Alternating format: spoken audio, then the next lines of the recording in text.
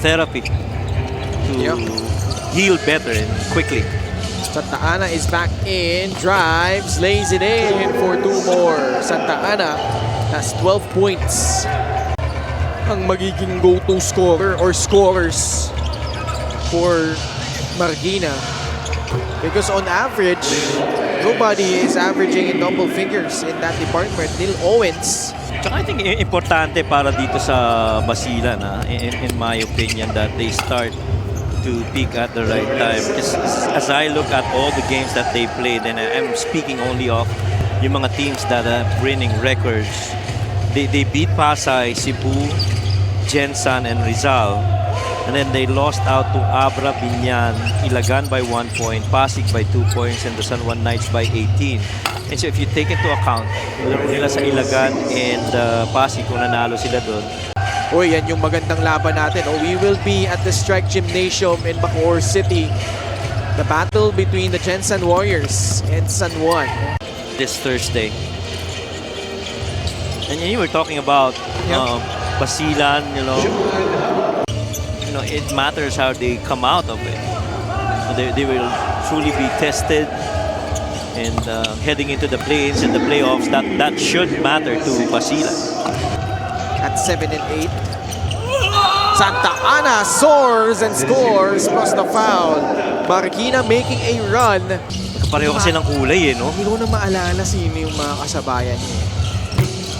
Probably baka si Renz Alcoriza. Nabutan niya. Yeah. Derby Cruz with a free. Santa Ana, the spin and the finish. Santa Ana, good pass.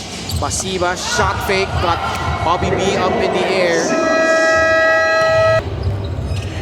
Kasi for the longest time, si Jordan, akala ko one of the, na yan eh. Mas senior. Oo. That's interesting. So shout out to Renzo. Daming alam yan. Oo naman. At excited na ako. Tsaka nabaro yan eh. Oo, lapit na. Wow. Congrats. Welcome to the club. Soon. Shoutout ko na rin. Diba? Bigat rin naman kasi Glory days yun ng San Glory Sebastian days ng Baste. Ulysses Tanige, rest in peace. Pero alam mo totoo when, siyempre Beda tsaka Baste, isa na yun sa mga rivalries din pagdating sa NCAA. Minsan yung makakasalubong mo sa recto, yun lang yun.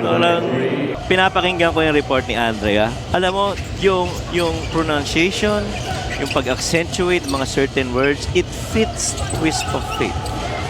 John Wilson. Ay, malakas. Sorry, mali pala ako. Nag-champion San Juan, hindi siya MVP noon. It was Cabanal.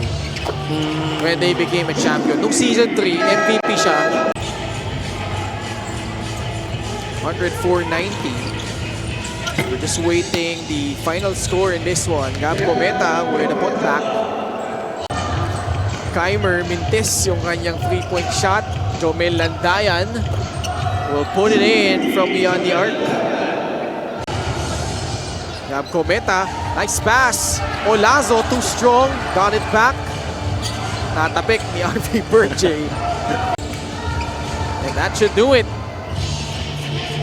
Basilan. That will not count, unfortunately, but